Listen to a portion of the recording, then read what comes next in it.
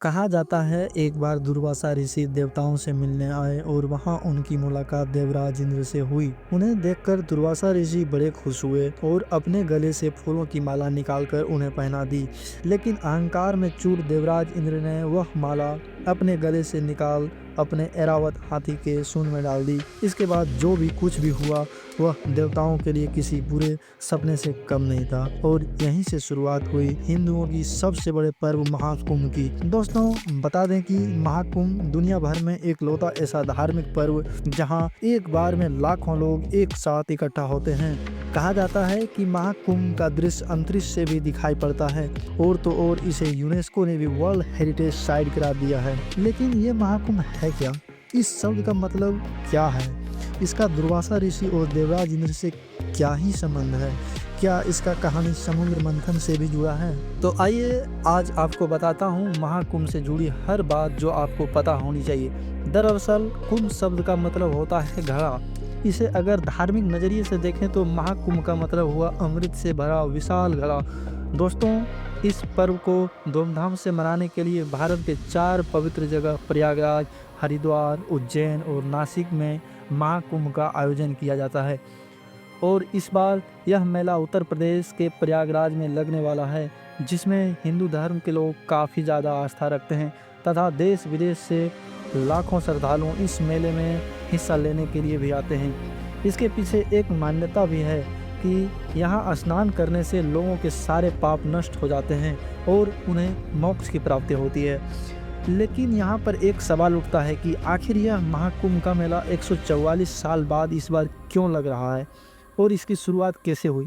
तो दोस्तों बता दें कि इसके पीछे एक दिलचस्प और पौराणिक कहानी बताई जाती है जो हमने आपको शुरुआत में ही सुनाई थी। आइए उस कथा को जरा विस्तार से आपको समझाता हूँ। तो जैसे कि हमने आपको बताया कि एक बार ऋषि दुर्वासा जब देवताओं से मिलने पहुँचे तो उनकी मुलाकात देवराज इंद्र से हुई, जो अपने दिव्य हाथी ऐरावत पर बैठे अपने ही धुन में मग्न थे। इंद्र को देख दुर्वासा ऋषि काफ़ी खुश हुए और अपने गले से फूलों की एक माला निकालकर उन्हें पहना दी। लेकिन अहंकार में डूबे इंद्रदेव ने वो माला निकालकर अपने ऐरावत हाथी के सूंड पर रख दी। अहंकार में चूर देवराज इंद्र को यह अंदाजा भी नहीं था कि उन्होंने कितनी बड़ी गलती कर दी है। इस ऐसे में अब यह गलती उन्हें और पूरे देवताओं को काफ़ी ज़्यादा भारी पड़ने वाली है, क्योंकि देवराज इंद्र का हाथी ऐरावत था तो आखिर एक जानवर ही। उसे कहाँ पता था कि ऋषि दुर्वासा कौन है और इस माला की क्या अहमियत है। उसने यह माला अपने सूंड में पकड़कर नीचे फेंक दी और यही नहीं, उससे पैरों से कुचलने भी लगी।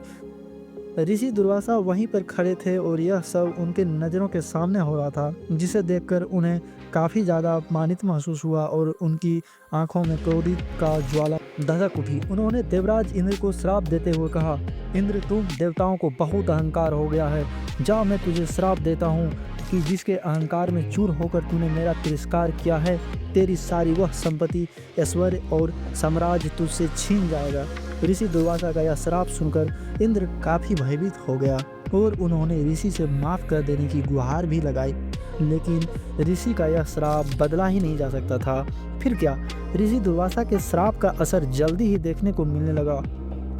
श्राप की वजह से सभी देवता काफ़ी कमज़ोर होते चले गए और इसका फ़ायदा उठाया राक्षसों ने। उन्होंने देवताओं पर आक्रमण कर दिया और स्वर्ग तथा देवलोक पर कब्जा भी कर लिया। अब अपनी लगातार खराब होती हालात देख सभी देवताओं के बीच हड़कंप मच गया। अपना सब कुछ गवा देने के डर से देवराज इंद्र सहित सभी देवता भागे भागे ब्रह्मा जी के पास पहुँचे और सारी कहानी उन्हें बताई। लेकिन ब्रह्मा जी को भी इसका कोई समाधान नजर नहीं आया। तब वह सभी देवताओं को साथ लेकर क्षीर सागर में आराम कर रहे भगवान विष्णु के पास पहुँचे, जहां उन्होंने विष्णु जी को ऋषि दुर्वासा का दिया श्राप तथा राक्षसों के आक्रमण की जानकारी दी। उनकी बातें सुनने के बाद विष्णु जी ने एक पल सोचा और फिर एक उपाय भी बताया और उन्होंने सभी देवताओं से कहा कि आप सब राक्षसों की मदद लें और इस क्षीर सागर का मंथन करें। इससे जो भी अमृत निकलेगा उसे ग्रहण करते ही आप सभी फिर से ताकतवर और अजर अमर हो जाएंगे। भगवान विष्णु से यह सुनने के बाद देवताओं में राहत की सांस ली और उनका आभार जताया। और इसके बाद वह राक्षसों से मिले और समुद्र मंथन के बारे में बताया। राक्षस भी अमृत के लालच में समुद्र मंथन के लिए तैयार हो गए थे। फिर क्या था, भगवान विष्णु की आज्ञा के अनुसार मंदार पर्वत को मंथनी बनाकर उस पर रस्सी के जैसे बासुकीनाथ को लपेटा गया और समुद्र मंथन शुरू किया गया। देवता और राक्षस बासुकीनाथ को दोनों हिस्सों को पकड़कर एक साथ समुद्र मंथन करने लगा, जिसके परिणाम स्वरूप कुछ समय बाद ही समुद्र से तरह तरह की चीजें भी निकलने लगी। सबसे पहले निकला हलाहल बीज, जिसके प्रभाव से पूरी सृष्टि में हाहाकार मच गया। ऐसे में पूरी सृष्टि को इस संकट से उबारने के लिए स्वयं महादेव आगे आए और उन्होंने उस विष को अपने गले में धारण कर लिया। इस विष के प्रभाव से उनका कंठ नीला पड़ गया था, जिसके बाद वह नीलकंठ के नाम से भी जाने गए।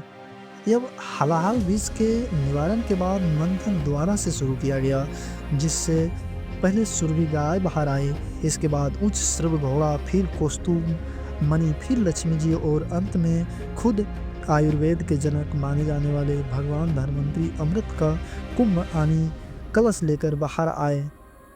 राक्षसों ने जब अमृत कुंभ को देखा तो उन्होंने उसे छीनकर वहां से भाग निकलना चाहा। इसे लेकर देवताओं और राक्षसों के बीच तकरीबन 12 दिन तक युद्ध चला। इस युद्ध के बीच मौका पाते ही इंद्र के पुत्र जयंत ने वो कुंभ लेकर भागना शुरू कर दिया।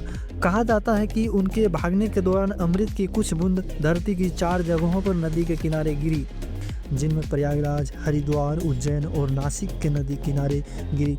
तब से ही इन जगहों को काफ़ी ज़्यादा पवित्र माने जाने लगा और इसके बाद से ही यहाँ कुंभ मेले का आयोजन शुरू हो गया।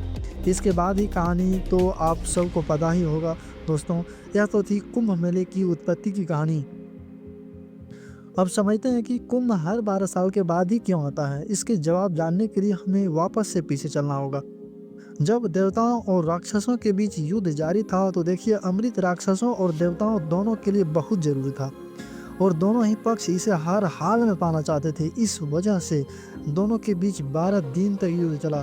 धार्मिक शास्त्रों के मुताबिक देवताओं का एक दिन हमारे 1 साल के बराबर होता है और यही वजह है कि हर 12 साल के बाद कुंभ मेलों का आयोजन किया जाता है। माना जाता है कि हर 12 साल के बाद वह खास समय आता है जब प्रयागराज में त्रिवेणी संगम, हरिद्वार में गंगा नदी, उज्जैन में क्षिप्रा नदी और नासिक में गोदावरी नदी के किनारे अमृत रूपी शक्ति जागृत होती है।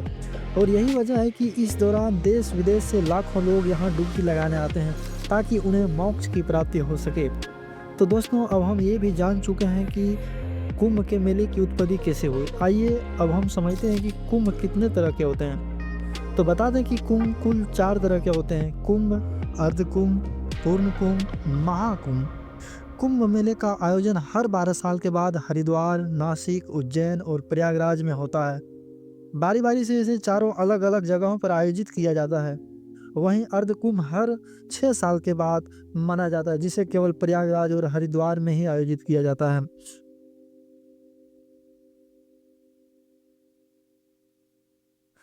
हर 6 साल बाद आयोजित होने के वजह से इसे अर्धकुंभ कहा जाता है। पूर्ण कुंभ हर 12 साल बाद प्रयागराज के संगम तट पर आयोजित किया जाता है।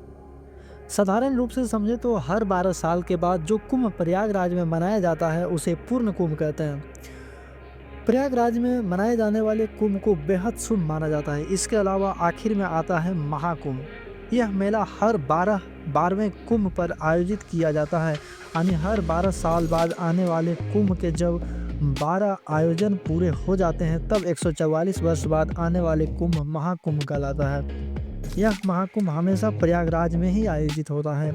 इस साल भी 13 जनवरी से प्रयागराज में महाकुंभ मेले का आयोजन होगा, जो 144 वर्षों के बाद आयोजित किया जा रहा है। यह महाकुंभ कुल 45 दिनों तक चलने वाला है, जो 26 फरवरी को महाशिवरात्रि के दिन समाप्त होगा। लेकिन अब सवाल उठता है कि महाकुंभ का आयोजन सिर्फ प्रयागराज में ही क्यों होता है। तो इसके पीछे कई मान्यताएं छिपी है। प्रयागराज को धार्मिक दृष्टि से काफ़ी ज़्यादा महत्वपूर्ण माना जाता है। यहाँ गंगा, यमुना और सरस्वती नदी का संगम होता है, जिसे त्रिवेणी संगम के नाम से जाना जाता है।